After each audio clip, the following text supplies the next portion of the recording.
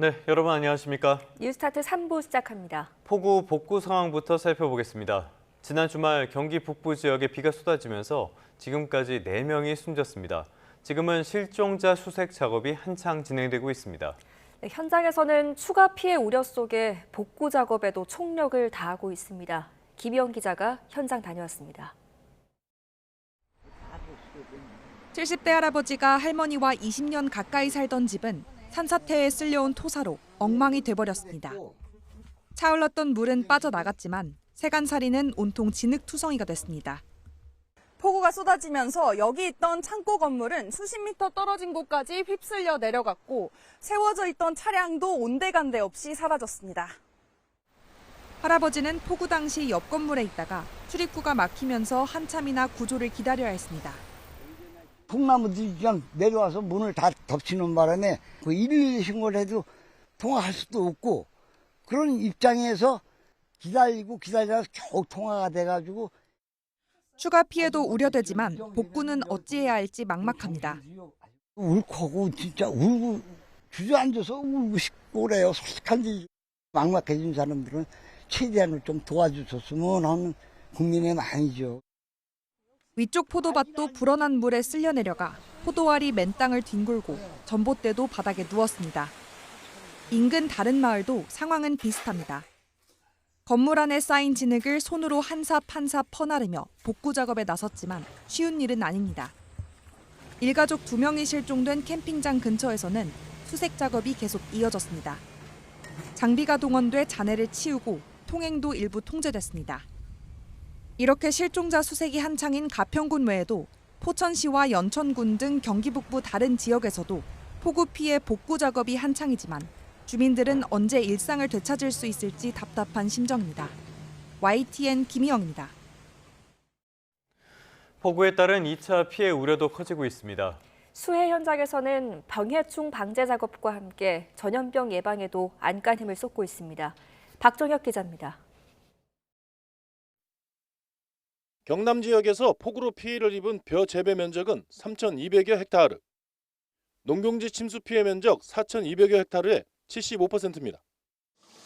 때문에 수해 지역에선 긴급 병해충 방제 작업에 돌입했습니다.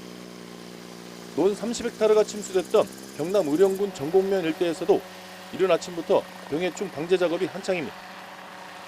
물이 빠지고 해가 뜨면서 바로 방제를 해야 병해충 피해를 막을 수 있기 때문입니다. 농경지 침수가 됐는데 방제 작업을 하지 않으면 올 나락을 쓸 수가 없습니다. 그래서 빠르게 복구 작업을 해야 우리 농민들이 애타는 가슴을 좀 어루만져 드릴 수 있습니다. 산더미 같은 쓰레기가 쌓였던 의령군 대이면. 사흘 만에 대부분의 쓰레기를 치웠지만 여전히 길가엔 쓰레기가 나옵니다. 마을엔 하얀 연기를 뿜는 방역차가 등장했습니다. 수해 지역에서 발생할 수 있는 전염병 등을 미리 막기 위해서입니다. 경남도는 수해 지역을 중심으로 하루에 2~3차례 방역 작업을 이어가고 있습니다. 수인성 감염병 예방에 총력을 기울이고 있습니다. 특히 침수 지역과 임시 주거시설에는 매일 2~3회씩 방역을 실시하고 있고 도민의 건강과 2차 감염병 확산 방지에 최선을 다하고 있습니다. 순식간의 물난리로 충격을 입은 주민들을 위해서 일선 시군에선 심리지원센터를 운영합니다. 또 비가 그치면서 잠시 서 있기만 해도 땀이 줄줄 흐를 정도의 폭염이 이어지고 있습니다. 경남도의 수해 지역에서는 이렇게 주민들을 위해 의료지원센터도 운영하고 있습니다. YTN 박정혁입니다. 이재명 정부의 초대 장관들이 처음으로 국무회의에 참석했습니다. 이 대통령은 신임 장관들의 포부를 듣고 책임감을 당부했는데 일부 공직자의 잘못된 행태에 대해서는 강도 높은 비판도 내놨습니다. 정인용 기자입니다. 인사청문회 관문을 통과하고 이재명 대통령의 임명제가를 받은 초대 장관들이 노타의 차림으로 회의장에 들어섭니다. 이재명 정부 출범 뒤 새로 인선된 장관들이 처음으로 국무회의에 함께 자리한 겁니다.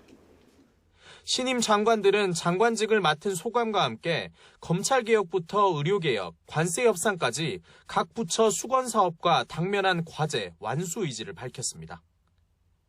이 대통령은 장관들에게 환영 인사와 함께 책임감을 강조했습니다. 여러분이 하는 일 하나하나가 우리 5,200만 국민들의 삶에 치명적 영향을 미친다는 사실, 또 이 나라 미래에 시금석이 된다는 사실을 꼭 기억해 주시기를 바랍니다. 이 대통령은 곧바로 수해복구 대책을 언급하면서는 신상 필벌을 중심으로 한 공직기강 다잡기에도 나섰습니다. 폭우로 자기 지역 피해가 큰 상황에서 야유회에 참석한 구리시장을 사실상 콕 집어 비판한 겁니다. 엄혹한 현장에서 음주 가무를 즐기거나 그 대책 없이 행동하는 정신 나간 공직자들에 대해서는 아주 엄히 단속하기를 바랍니다. 이 대통령은 자신도 국정을 책임진 대통령으로서 국민 고통에 더 예민해지겠다며 주민 일상 회복을 위한 정책에 지원을 아끼지 말아달라고 재차 당부했습니다. 특히 기존의 예방 대책에는 한계가 있다며 인공지능 기술을 기반으로 한 자연재해 종합대응 시스템 구축도 총리에게 주문했습니다. 이 대통령은 또 우리 사회의 죽음이 너무 많다며 산업재해 문제도 언급했습니다. 조속한 시일 내에 현장을 방문하겠다고 밝혔는데 국민 안전이 당분간 이 대통령 행보의 핵심 키워드가 될 것으로 관측됩니다. YTN 정윤용입니다. 이재명 대통령이 갑질 논란에 휩싸인 강선우 여성가족부 장관 후보자에 대한 인사청문 경과보고서 재송부를 국회에 요청했습니다. 재송부 시한을 내일로 정했는데요. 모레부터는 임명을 진행할 수 있다는 의미입니다. 강진원 기자가 취재했습니다. 이재명 대통령이 강선우 여가부 장관 후보자에 대한 사실상의 임명 강행 절차에 들어갔습니다. 목요일인 오는 24일까지 인사청문 경과보고서를 보내달라고 국회에 다시 요청한 겁니다. 인사청문회법에 따라 1차에 이어 재송부 시한마저 지나면 대통령은 장관을 임명할 수 있습니다. 금요일인 오는 25일부턴 강 후보자를 여가부 장관직에 앉힐 수 있다는 얘기입니다. 강 후보자의 이른바 갑질 논란에 대한 이견으로 여야 합의를 기대하기 힘든 상황에서 이 대통령이 정면 돌파에 나선 거란 분석이 나옵니다. 금주 내 임명을 마무리하고 신속한 국정 안정을 꾀하기 위해 기한은 오는 24일 목요일로 요청했습니다. 이 대통령은 강 후보자 외에 채택 시한을 넘긴 장관 후보자 3명의 인사청문 보고서 재송부도 국회에 요청했습니다. 안규백 국방부 장관 후보자와 권오을 국가보훈부 장관 후보자, 그리고 정동영 통일부 장관 후보자 등 3명인데 시한은 역시 24일로 갔습니다. 초대 내각을 서둘러 출범시켜 국정 운영에 속도를 내겠다는 대통령의 의지가 반영된 것으로 보입니다. 이런 가운데 12.3 비상계엄 옹호 발언으로 논란을 빚은 강준욱 대통령실 국민통합비서관은 스스로 자리에서 물러났습니다. 자진 사퇴 형식을 취했지만 여권 내 거센 비판이 영향을 미쳤다는 게 대체적인 평가입니다. 강준욱 비서관은 자진 사퇴를 통해 자신의 과오에 대해 진심 어린 사과를 국민께 전하겠다는 뜻을 밝혔고, 후임도 보수 진영에서 뽑는다는 방침인데 이재명 정부의 철학을 이해하는 인사를 고려하고 있습니다. 일단 인사검증 논란에 대통령실은 인수위 없는 정부로서 최선을 다하고 있다는 입장이지만 내부에선 곤혹스러워하는 분위기도 감지됩니다. YTN 강준원입니다.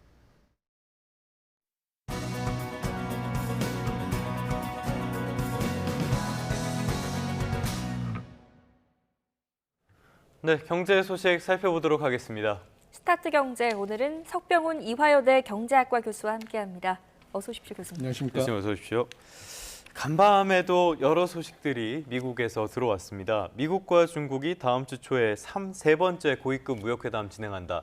어떤 거에 제일 관심이 가십니까? 예, 이번 주에 이 세 번째 회담에서 가장 큰 관심사는 8월 12일로 만료 예정인 양국의 초고율 관세 상호 인하 조치의 연장 여부가 될 것으로 보입니다. 예. 지금 그동안에 미국은 중국의 145%, 중국은 미국의 125% 관세를 부과하는 치킨 게임을 벌이다가 5월 달 회담에서 90일간 각각 115%포인트씩 인하를 하는데 극적으로 합의를 한 바가 있습니다. 그런데 예. 그 시한이 8월 12일인데요. 근데 그것을 갖다가 지금 연장을 할 수 있다라는 것을 시사하는 발언을 스콧 베센트 미 재무장관이 미국 언론과의 인터뷰에서 밝혔습니다. 그래서 이번 회담을 통해서 아마 이것이 연장이 될 가능성이 유력하다 이것으로 보이고요. 예. 그다음에 앞으로 이 협상을 통해서 무엇보다도 양국에서 가장 중요한 문제로 부각되는 것이 중국의 가장 강력한 협상 무기인 히토류 수출 제한을 갖다가 좀 풀어주기 위해서 미국이 어떠한 당근을 제시할지가 관건인데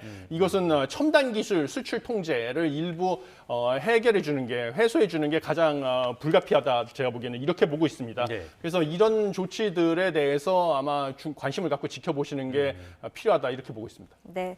자, 그런가 하면 미국이 필리핀과 무역 합의를 이뤘습니다. 보니까 19% 관세율을 부과하겠다라고 밝혔는데 이 관세율 수준은 어떻게 보셨어요? 예, 관세율 수준은 사실은 이게 뭐 오락가락하던 여러 가지 협상을 과정을 통해서 예. 처음에 얘기를 했던 것은 17%였다가 관세 서한에서 20%로 올라갔다가 19%로 낮췄습니다. 그런데 이 필리핀 같은 경우는 역시 안보도 미국에 의존을 하고 있고요. 그리고 소규모 개방 경제, 그러니까 세계 경제에서 시장 규모가 작기 때문에 세계 시장 가격에 영향을 미칠 수 없는 나라입니다. 예. 그러다 보니까 미국이 상대적으로 협상력에서 우위에 있기 때문에 관세율을 19%로 높게 제시를 하고 미국은 역시 또 필리핀에 대해서 관세율 0% 완전한 자유무역 혜택을 누리는 방식으로 미국에게 유리하게 협상 결과가 나타났다라고 보시면 되겠습니다. 그래서 이게 사실은 우리 무역 협상에도 시사하는 바가 상당히 크다. 저는 이렇게 보고 있습니다. 왜냐하면 우리도 안보를 미국에 의존을 하고 있고요. 그다음에 필리핀과 동일하게 소규모 개방 경제이기 때문에 예. 일본은 반대로 우리보다 경제 규모가 크기 때문에요. 대규모 개방 경제라고 하는데 협상력이 우리보다는 높은 상황이거든요. 그래서 우리도 이런 것을 봤을 때는 좀 앞으로 이 2+2 협상에서 협상을 하는 게 쉽지 않겠다라는 예. 생각이 들고요. 한 가지 중요한 점은 이번 협정에서 군사적 협력이라는 게 명시적으로 표현이 돼 있다라는 점을 주목해야 됩니다. 이것은 남중국 해에서 중국의 영향력 확대를 견제하는 수단으로 필리핀과의 안보 동맹이나 군사 동맹의 중요성을 미국이 인식하고 있다는 것이라서 우리나라도 역시 또 중국을 견제하기 위해서 미국이 동맹으로서의 중요성을 인식하고 있기 때문에 이게 예. 한미 협상에서도 상당히 우리의 지렛대로서 중요하다라고 보고 있습니다. 우호국들의 팔을 비트는 모습은 계속 반복이 되고 있는데요. 말씀하신 것처럼 우리도 문제가 됩니다. 2+2 통상협의가 진행될 예정인데 의제들 기존이랑 비슷하다고 봐야겠죠? 예, 그렇습니다. 지금 우리 쪽에서는 조선업, 제조업 같은 파트너십 강화하는 예. 거를 협상의 지렛대로 사용할 것으로 보이고요. 여기다가 이번에 필리핀과 미국 간의 협상에서 봤듯이 미국이 중요하게 생각하는 이제 대중국 견제 관련해서는 우리가 안보 파트너십 을 이용해서 협상의 지렛대로 삼아야 될 것으로 보입니다. 그 외에 미국이 요구하는 그 농산물 시장에서의 일부 비관세 장벽을 완화해 주는 것은 우리가 어쩔 수 없이 원하는 것을 얻어내기 위해서는 양보가 불가피하다 이렇게 보고 예. 있고요.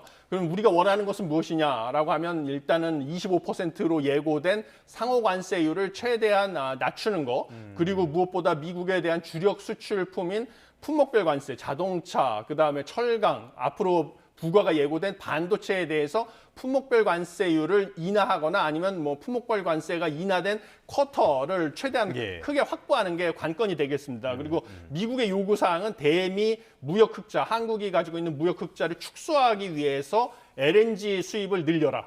그다음에 뭐 농산물 시장을 개방해서 미국의 농산품 수입을 늘려라 이런 것을 요구할 가능성이 크고요. 미국의 제조업 일자리를 늘리기 위해서 한국 기업들의 대미 투자를 늘려라 이런 것을 요구할 가능성이 커서 상당히 어려운 협상이 예상이 되지만 이 우리의 그 협상력을 좀 최대한 극대화하는 방향으로 해야 될 것이다 이렇게 보고 있습니다. 네.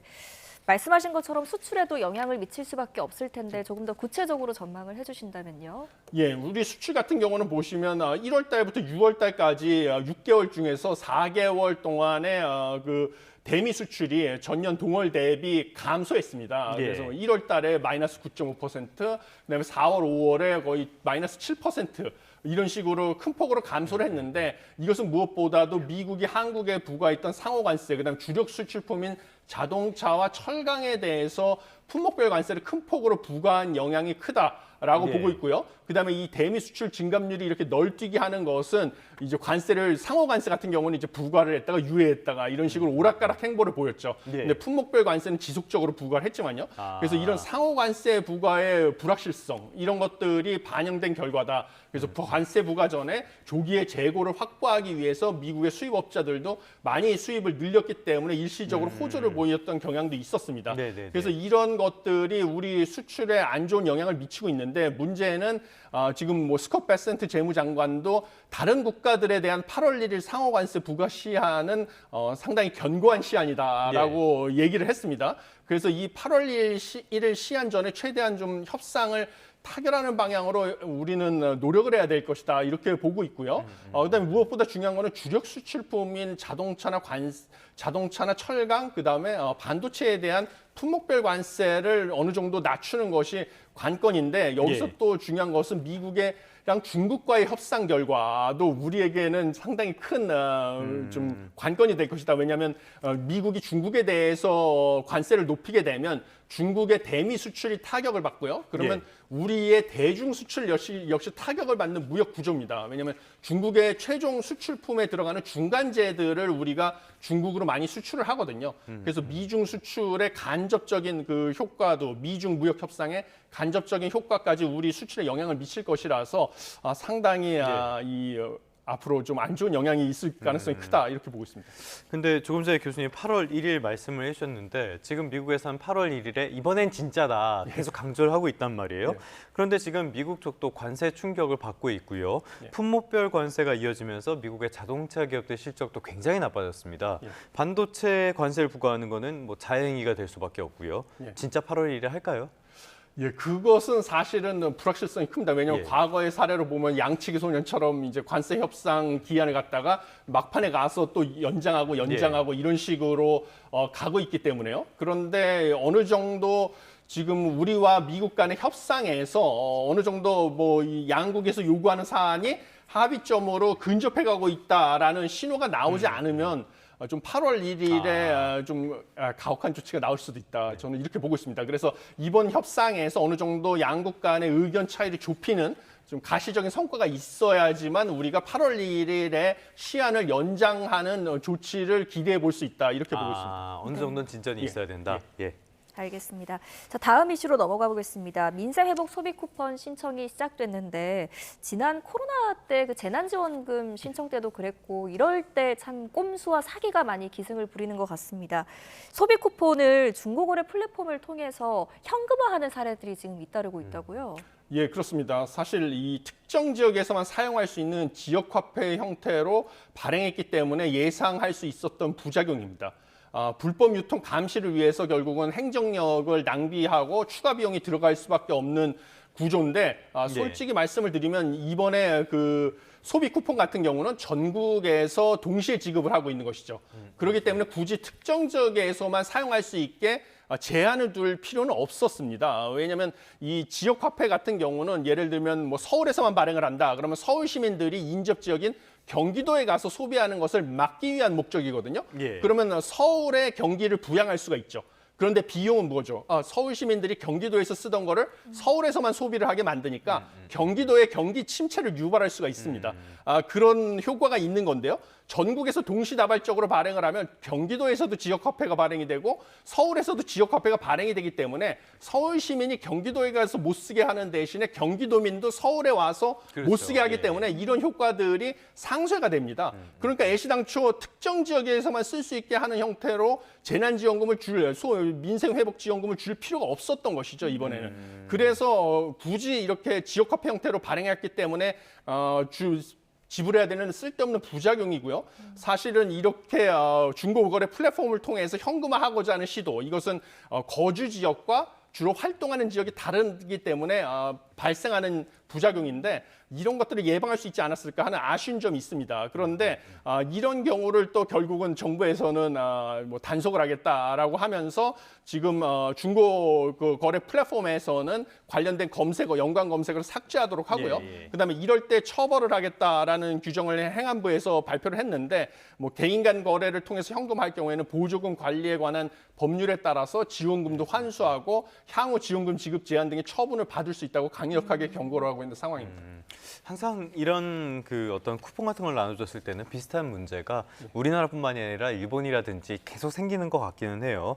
일단은 어찌됐건 워낙 내수 상황이 안 좋기 때문에 이런 지역 화폐 같은 것들을 제도를 지금 운용을 하고 있는데 이재명 대통령이 각 부처 단위로 추가적인 소비 진작 프로그램을 준비하라라고 지시를 했어요. 좀 더 근본적인 대책이 필요하긴 한 시점인 것 같은데 어떤 것들이 있을까요? 예, 뭐 정부에서 추가적인 소비 진작 대책을 내놓으라고 하면 기존에 했던 대책들이 아마 다시 나올 가능성이 크다 이렇게 보고 있는데요. 뭐 과거에 했던 대책들은 휴가 시즌에 맞춰서 국내 여행을 장려한다고 해서 뭐 일부 고속도로 통행료를 면제한다든지 국내에서 휴가비를 지원한다든지 국내 여행에 한해서 아니면 뭐 호텔비나 숙박비 이런 것들을 일부 할인해주는 쿠폰을 지원해준다든지 이런 식의 정책들을 예상해 볼 수가 있습니다. 그런데 사실 그런 것보다는 뭐 한국은행에서 최근에 개발한 경제 전망 모형으로 추정해 본 바에 따르면 이런 식의 이전 지출 이런 것보다는 정부 소비 지출이나 정부 투자 지출이 경기 부양 효과가 3배가 크다라는 최신 전망 모형의 연구 결과가 한국은행에서 나와 있습니다. 그래서 정말 소비 진작이 목적이면 최소한의 비용으로 최대의 효과를 얻어야 되겠죠. 우리나라의 재정 상태가 좋지 않기 때문에. 그래서 이미 소비 쿠폰이라는 옵션으로 뭐 막대한 재정을 소비했기 때문에 이번만이라도 사실은 정부 투자 지출, 그래서 뭐 SOC에다가 투자를 늘린다든지 이렇게 되면 뭐 지역 균형 발전 이런 것에도 기여를 할 수가 있고요. 뭐 추가적인 일자리 창출 효과도 있기 때문에 SOC에 투자를 하는 것이 오히려 낫지 않을까 저는 이렇게 보고 있습니다. 자, 그런데 우리나라 자영업자들의 상황을 보면요. 경기 부진 문제도 있긴 하지만 자영업자가 너무 많고 그리고 업종도 한 곳에 쏠려 있다. 이런 문제점들이 계속 지적이 되잖아요. 이런 점에 대한 근본적인 개혁 방안은 뭐 방법이 있을까요? 예, 방법은 제가 뭐 국회에 가서도 여러 가지 전문가 진술을 통해서 누누이 얘기를 했는데 뭐 장기적인 방법, 우리나라 자영업자 문제가 발생된 계기는 1997년 IMF 외환위기까지 거슬러 올라갑니다. 원래 그때 구조조정을 통해서 실업이 급증을 하니까 실업이 늘어나는 것을 막기 위해서 정부가 늘어난 실업자들을 갖다가 자영업자로 창업을 하게 유도를 했습니다. 그때부터 경제 규모에 비해서 자영업자들이 차지하는 비중이 지나치게 커왔던 문제가 있었고요. 그러면 그 상황에서 사실은 경쟁력이나 생산성이 처지는 자영업자들을 구조조정을 통해서 업종을 전환하거나 재취업을 유도하는 정책이 있었어야 되는데 그러지 않고 계속 뭐 금융지원이나 정부 보조금을 통해서 자영업자들을 연명하게 해주는 정책이 지속되다 보니까 계속 뭐 자영업자들 분들 중에서 일부는 어렵지 않은 적이 없었습니다. 그래서 계속 정부가 밑빠진 독에 물 붓기식으로 지원 정책을 해줘야 되는 상황으로 치달았기 때문에 근본적인 해결책은 결국은 자영업자들 중에서 뭔가 생산성이 뛰어난 사람들은 소기업으로 성장할 수 있게 지원을 하고 그다음에 생산성이 처지는 분들은 뭐 폐업을 지원을 해가지고 업종을 전환하거나 아니면 재취업을 할 수 있게 하는 구조조정을 하는 것이 근본적인 해법이 될 것이다 이렇게 보고 있습니다. 네, 뭐 정부는 이렇게 여러모로 소비 진작을 꾀하고 있지만 물가가 지금 너무 많이 올라서 걱정입니다. 보니까 생산자 물가가 석 달 만에 오름세로 올랐던데 얼마나 올랐나요? 예, 생산자 물가 같은 경우는 이제 물가 지수 차원에서 봤을 때는 큰 폭으로 오르지는 않았습니다. 그래서 생산자 물가 지수가 오른 것을 보면 전월 대비로는 뭐 크게 증가를 하지 않았거든요. 근데 문제는 이제 상승세로 반전을 했다라는 건데 전월 대비 0.1% 상승을 했습니다. 근데 가장 크게 오른 이유는 축산물하고 농산물이 2.4%, 1.5%로 올랐기 때문입니다. 그래서 농림수산품은 전월 대비 0.6% 상승한 게 큰 원인이고요. 개별 품목으로 나눠보면 뭐 풋고추 41%, 그다음에 뭐 배추 44%, 수박 38% 이렇게 올랐는데 이런 것들은 결국은 기상이변, 기후변화 요인으로 인해서 그리고 계절적인 요인으로 인해서 뭐 수박 같은 품목에 수요가 몰리기 때문에 가격이 폭등했다. 이런 요인으로 생산자 물가가 상승 반전을 했습니다. 저도 최근에 장을 보러 가면은 수박값이 너무 올라서 깜짝깜짝 놀랄 때가 부담이 굉장히 크더라고요. 이런 걸 보면은 이제 소비 같은 것들에 조금 더 제한이 있을 수는 있을 것 같은데 혹시 이런 쿠폰이 발급이 된 것들 이런 것들이 일부 품목의 물가를 오르게 하는 그런 영향은 없을까요? 예, 저도 그런 점은 상당히 우려가 됩니다. 왜냐하면 이번에 소비 쿠폰이 발급이 됐고요. 그거를 갖다가 11월까지 한시적인 기한을 두고 소비를 하게 하는데 문제는 계절적인 요인, 휴가 기간, 그다음에 여름이라서 뭐 수박 같은 계절 과일 이런 쪽으로 소비가 집중돼서 몰리게 되면 특정 품목이 기후 변화로 인해서 공급이 줄어든 상황에서 소비가 몰리면서 가격이 급등할 수 있는 그래서 일부 이제 채소나 농산물 그다음에 축산물 같은 경우도 기상 이변으로 폐사가 급증하고 있거든요. 그런 쪽의 가격은 급등할 수 있다. 그러면 이게 시차를 두고 가공식품이랑 외식비 가격도 상승을 시키거든요. 그럼 이게 또 결국 생활 물가와 연관이 돼 있기 때문에 소비자 물가 지수 자체는 올해는 1%, 올해랑 내년에 걸쳐서 1% 후반에서 2% 초반인 한국은행 물가 안정 목표 내외라서 물가가 안정된 것으로 보이지만 우리 일반 국민들이 보기에 체감할 수 있는 물가인 생활 물가 지수 같은 경우는 여전히 큰 폭으로 상승을 해서 서민들의 삶은 상당히 어려울 것이다라는 것이 상당히 우려되고 있습니다. 네. 알겠습니다. 오늘 물가 이야기까지 해봤습니다. 오늘은 석병훈 교수와 함께 여러 가지 경제 이슈들 짚어봤습니다. 잘 들었습니다. 감사합니다.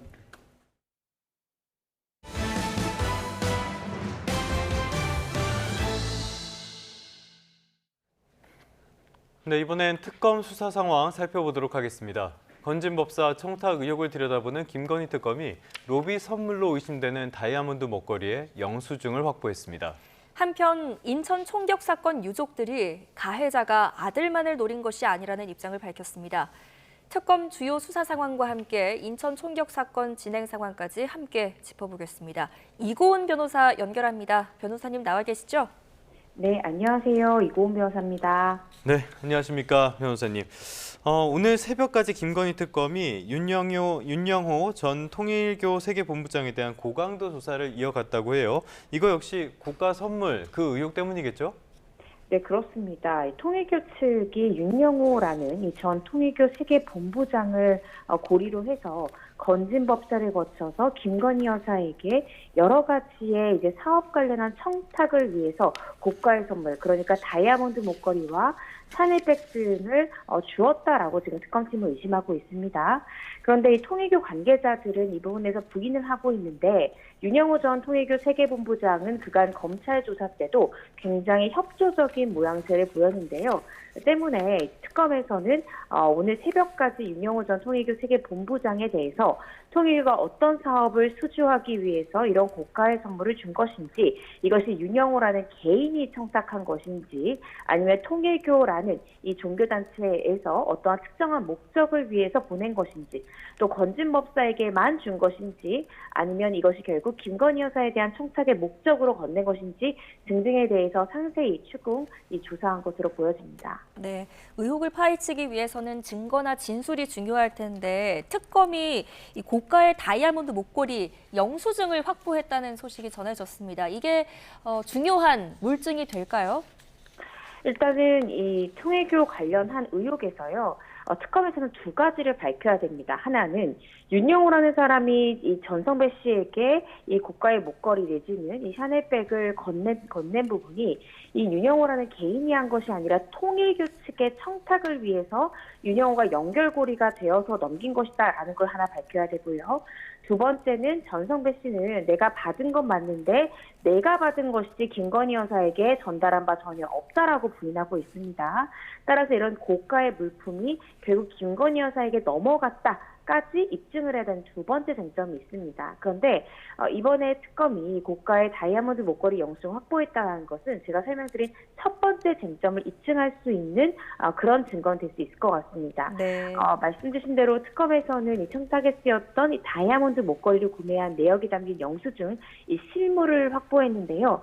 그간 통일교 측에서는 윤영호라는 사람의 개인적 일탈일 뿐 이것은 통일교의 자금이 아니다라는 식으로 선을 긋는 모양새였는데 이것이 통일교 압수수색에서 실물이 나온 만큼 이런 부분들은 결국 이 통일교의 청탁이었다라는 윤 씨의 그간의 주장에 조금 더 부합되는 증거입니다. 그래서 이것이 단순히 윤영호 씨의 개인 청탁이 아니라 통일교라는 이 종교단체의 청탁이었다라는 첫 번째 쟁점을 입증할 만한 증거가 확보됐다라고 보이지만 이러한 영수증을 토대로 건진법사에서 김건희 여사까지 이 선물이 건너갔다라는 두 번째 쟁점을 입증하기에는 부족한 증거다라고 평가해 볼 수 있을 것 같습니다. 네. 자, 한편 여러 수사의 징검다리 키맨이라고 불리는 인물들이 줄줄이 조사에 불응하거나 도주하는 상황이 발생하고 있습니다. 먼저 이종호 전 블랙펄 인베스트먼트 대표 그제 일단 조사를 중단했고 또 삼부토건 주가 조작 의혹과 관련해서는 이기훈 부회장이 도주해서 검거팀까지 꾸려졌거든요. 이렇게 주요 인물들의 소환과 불응, 도주 이렇게 계속되면 특검이 제대로 수사할 수 있겠느냐라는 우려가 나오는데 어떻게 보십니까? 네, 그렇습니다. 특검은요, 무한대로 수사를 할 수 있는 그런 수사기관이 아닙니다. 수사를 할 수 있는 기간이 분명히 정해진 만큼 관련자들에 대한 빠른 수사가 필요한 상황인데, 말씀 주신 대로 지금 이종호 전 블랙펄 인베스트먼트 대표 같은 경우에도 1차 수사는 받았습니다. 그렇지만 바로 곧바로 이어서 2차 소환 날짜를 정했는데 자신의 변호인이 휴가 중이기 때문에 다음 주에 조사받기로 했습니다. 근데 저는 사실 이 부분에 대해서는 이 변호사가 잠깐 휴가 갔는데 다음 주에 조사를 받겠다라는 정도의 피의자의 방어권은 보장이 되어야 된다라는 생각이 들고요. 네. 변호사가 없는 상황에서 피의자가 조사받기는 당연히 싫을 것입니다. 그래서 이렇게 강행할 경우에는 이후에 특신 상태라든지 피의자의 방어권 보장에 문제가 있었다는 이유로 피의자 신문조서 자체가 진검리어 잃게 될 수 있습니다. 그래서 이종호 전 블랙펄 인베스트먼트 대표에 대해서는 변호인 입회하에 다음 주 정도로 조사 일정을 조율해 줄 필요는 있다고 생각이 들고요. 반면에 지금 집사 게이트에 관련된 조현상 HS 효성 부회장에 대해서는 계속된 해외 일정으로 아직까지 정확한 조사 일자 잡지 못하고 있고요. 그런데 이런 부분들이 좀 빠르게 이루어져야 그런데 집사 아내에 대해서도 오늘 조사가 이루어지는데 조만간 집사가 한국에 입국했을 경우에 이러한 관련자들에 대한 진술을 토대로 추궁해야 되는데 관련자들에 대한 소환조차가 용이하지 않은 부분은 특검의 수사에 장애가 될 수 있을 것 같고요. 또 이 명태균 씨 의혹 관련해서도 명태균 씨조차도 날짜를 미뤄달라면서 출석 요구서 수령을 거부하고 있고 김영선 전 의원 같은 경우에도 이 통보한 날짜에 출석할 수 없다라고 버티고 있는 만큼 네. 특검에서는 이 관련자들에 대해서 정확한 시기대 소환을 시키게 하는 것 이것이 또 굉장히 중요한 임무로 지금 현재 부여가 된 상황입니다. 네, 자 다음은 내란 특검 상황 살펴보겠습니다. 외환 혐의 관련해서 수사 속도 내고 있는 모습인데 북한 무인기 관련해서 허위 보고서를 작성한 정황을 포착했다고요? 네, 그렇습니다. 김용대 사령관의 이야기인데요. 지난해 10월에 우리 군이 북한에 보낸 무인기가 추락한 사실을 숨기기 위해서 이 국내에서 훈련을 하다 사라진 것처럼 허위 계획을 세웠다라는 의혹을 가지고 있고 이런 것들을 꾸미기 위해서 김용대 사령관 등이 허위 공문서를 작성했다라고 보고 있습니다. 다만 김용대 사령관에 대해서는 이미 한 차례 구속영장을 청구했지만 피의자의 방어권이 지나치게 제한될 수 있다라는 것 등을 토대로 기각된 바 있는데요. 그래서 추가적으로 다시 한 번 더 김용대 사령관에 대해서 구속영장을 청구할지 여부는 조금 더 지켜봐야 될 것 같습니다. 네, 또 이 무인기 관련해서 그동안 군은 좀 소극적인 입장이었는데 이제는 적극적으로 해명에 나서는 모습입니다. 김용현 전 장관이 합참이 반대했는데도 무인기 투입을 지시했고 이런 입장들이 나오고 있는데 이런 주장을 뒷받침할 만한 증거 확보 그리고 윤 대통령이 이것을 지시했느냐 여부를 밝히는 것도 중요하겠네요. 네, 그렇습니다. 최종적으로는 이러한 허위 공문서 작성이랄지 아니면 이 북에 무인기를 보내서 이런 북의 긴장도를 높임으로써 일반이적 행위가 있었는지 이런 부분들에 대한 지금 아래 부분에서 위로 가는 방식의 조사를 하고 있는데요. 최종적으로는 김용현 전 장관을 넘어서서 윤 전 대통령의 지시였느냐를 밝히는 것이 특검의 최종적인 과제입니다. 근데 말씀 주신 대로 이 18일에 있었던 이승호 합참본부 이 작정본부장 이 중장에 대한 조사에서 이 김용현 전 장관이 합참이 반대했음에도 불구하고 이 무인기 투입 위치를 변경하면서까지 작전을 지시했다라는 진술을 확보했습니다. 지금 이승호 중장이 만약에 피의자가 아니라 참고인 신분이다라고 하면 이러한 진술 내용의 신빙성 굉장히 높다라고 볼 수 있습니다. 네. 피의자 신분에서는 나의 책임을 덜기 위해서 다른 사람의 지시였다라고 주장할 만한 충분한 이유가 있지만 참고인들은 허위 내용으로 진술했다가 이후 법정에서 증언할 경우 위증죄로 처벌될 수 있기 때문에요. 참고인들의 이러한 진술은 신빙성이 굉장히 높은 진술인 만큼 아마도 특검에서는 이러한 진술을 토대로 계속해서 수사를 확대해 나갈 것 같습니다. 네. 자, 인천 총격 사건 이슈로 넘어가 보겠습니다. 아버지가 아들에게 총격을 가한 충격적인 사건인데 유족들이 입장문을 냈다고요? 네, 그렇습니다. 유족들의 입장문은 크게 두 가지 내용으로 정리해 볼 수 있습니다. 먼저 일단은 이제 어제부터 많은 언론에서 왜 이 피의자가 아들을 살해했는가를 두고 어떠한 범행 동기냐에 대해서 다수의 전문가들이 이제 언론에 나와서 이야기를 하고도 있었는데 유족이 입을 열었습니다. 마치 이 가해자의 범행에 어떠한 동기가 있었다는 식으로 추정 보도가 이어지는데 그것은 사실이 아니다라고 이야기했고요.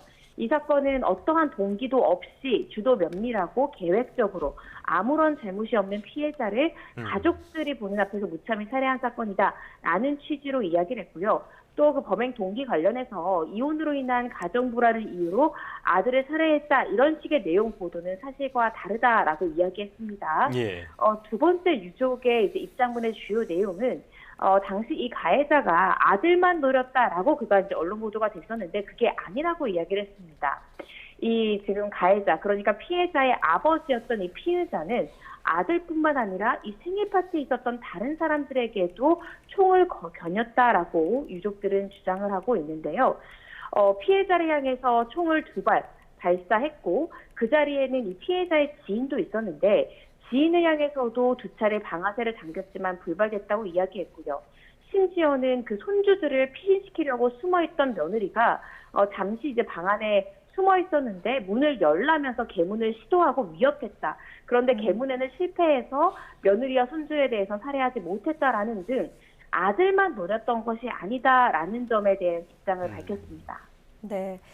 자, 총격 피해자 조 씨는 범행 동기로 일단 가정 불화였다 이렇게 짧게 밝힌 상황인데 유족들은 사실이 아니다라는 입장이고요. 조 씨는 왜 이런 주장을 하는 걸까요? 본인에게 유리하다고 생각하는 걸까요? 네, 그렇습니다. 어떠한 범행을 할 때요, 이 묻지마식 범행, 그러니까 제3자가 들었을 때 납득되지 않는 이유로 이런 무차별 범행을 벌였을 때 형량은 더 올라갈 수밖에 없습니다. 왜냐하면 이 무차별 범행은 재범 가능성도 굉장히 높고 그 범행의 위험성이 굉장히 올라가기 때문에 이 살인사건에선 특히나 계획범죄이냐 우발범죄이냐가 가장 중요하고요. 두 번째는 피해자 유족과 합의느냐가 중요하지만 마지막으로는 이 사람이 이러한 범행을 마음먹기까지 충분히 납득 가능한 근거를 대고 있느냐가 양형 중요 이 참작 사유가 됩니다. 따라서 지금 이 피해자는 가정불화다라는 취지로 내가 이러한 살해를 마음먹게 된 충분한 근거와 논거, 이유가 있었다라는 주장을 하는 걸로 보이고요. 피의자가 단순히 주장한다고 해서 인정되는 건 아닙니다. 네. 유족들에 대한 조사도 이루어질 것이기 때문에 단순히 가정불화다라는 이유뿐만 아니라 이것을 뒷받침해 줄 수 있는 그가 뭐 아들과 다퉜다라는 문자 메시지랄지 주고받았던 이메일이랄지 이런 물증으로 뒷받침해 주지 않는다면 유족들이 가정불화가 없었다라고 지금 주장하고 있는데 섣불리 수사기관에서는 가정불화를 이유로 범행했다 이렇게 보지는 않을 겁니다. 네. 자, 총격범 관련해서 신상 공개 얘기도 나오고 있습니다. 유족들은 지금 피해자 아이들, 특히 아이들의 2차 피해 우려해서 강하게 반대하고 있는 상황인데 신상 공개 필요성 그리고 가능성 어떻게 보십니까? 네, 일단은 신상 공개의 법적 기준에는 부합합니다. 범행 수단이 잔인하고 중대한 피해가 발생했고요. 또 피해자가 그러한 범행을 했다라고 믿을 만한 충분한 증거 있고 본인도 자백하고 있습니다. 그리고 공공의 이익을 위해서만 필요할 것이라는 이러한 조항까지도 모두 만족을 하는 상황인데 이 신상공개 관련한 법률에 보시면 신상 공개에 대한 결정에 앞서 피해자 그리고 피해자가 사망했을 때는 유족의 의사까지 종합적으로 고려하여야 한다라는 필수적인 규정이 있습니다. 요즘 유족은 피해자도 이 피의자의 가족인 만큼 아이들에게 2차 피해가 충분히 될 수 있는 부분이 있습니다. 따라서 피해자 유족의 아마 이러한 의사를 고려해서 실질적으로는 신상 공개가 되지 않을 가능성이 조금 더 높지 않을까라는 생각이 듭니다. 네, 알겠습니다. 오늘 여기까지 듣겠습니다. 이고은 변호사와 함께했습니다. 잘 들었습니다. 감사합니다.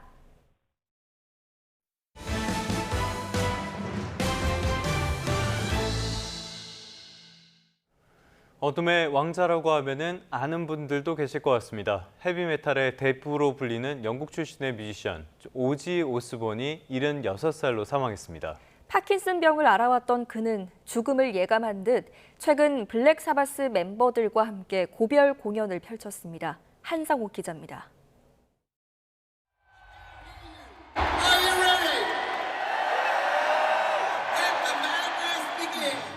공연장을 가득 메운 팬들이 오지 오스본과 함께 떼창을 합니다. 블랙 사바스 원년 멤버들이 20년 만에 함께 선 무대. He's had such an amazing career and he's clearly such a funny guy. He's enjoying it. It's fantastic. Well, I think he did amazing. I think he did what he could. And I have endless love for Ozzy. And I sobbed the whole way through because he's legend. 이 공연이 그의 마지막 공연이 됐습니다. 어둠의 왕자, 헤비메탈의 대부 오지 오스본이 76세로 세상을 떠났습니다.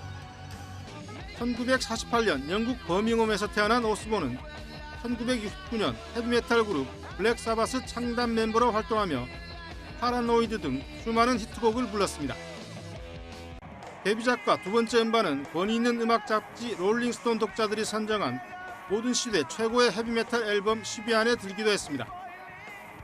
오스본은 1980년 솔로로 등장해 미스터 크로울리 등을 히트시키며 2022년까지 스튜디오 앨범 13장과 라이브 음반 5장을 발표했습니다.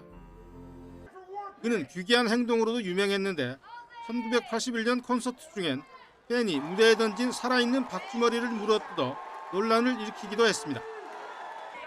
2005년과 2006년 블랙 사바스 멤버 자격으로 각각 영국 음악 명예의 전당과 미국 로큰롤 명예의 전당에 이름을 올렸고 2024년에는 솔로 가수로서 명예의 전당에 입성했습니다. 오스본은 2019년 파킨슨병 진단을 받았고 최근 증상이 악화하면서 스스로 걷지도 못해 고별 공연도 앉아서 했습니다. 오스본은 2014년 서울에서 내한 공연을 했는데 우리나라에서는 스위스콘이 대중적인 인기를 얻었습니다. YTN 한상욱입니다. 끝으로 출근길 날씨 살펴보겠습니다. YTN 야외 스튜디오 연결합니다. 원희다 캐스터. 네, 원희다입니다. 날이 갈수록 더워지는 것 같습니다. 밤사이에 열대야 상황 어땠습니까? 네, 7월 하순에 접어드니 이제는 폭염특보가 내려지지 않은 지역을 찾기가 어려울 정도입니다. 지난 밤 사이에도 해안가와 내륙 곳곳에서 최저 기온이 25도를 웃돌았고요. 현재 서울 기온은 25.9도로 나흘째 열대야가 지속하고 있습니다. 낮에는 또 얼마나 더울까 싶은데요. 서울은 몇 도까지 오를까요? 네, 서울은 폭염주의보가 내려진 가운데 한낮에 33도까지 오르겠고요. 폭염 경보 지역인 광주는 35도, 대구는 36도까지 크게 치솟겠습니다. 온열 질환에 각별히 주의하시기 바랍니다. 자세한 지역별 기온부터 살펴보겠습니다.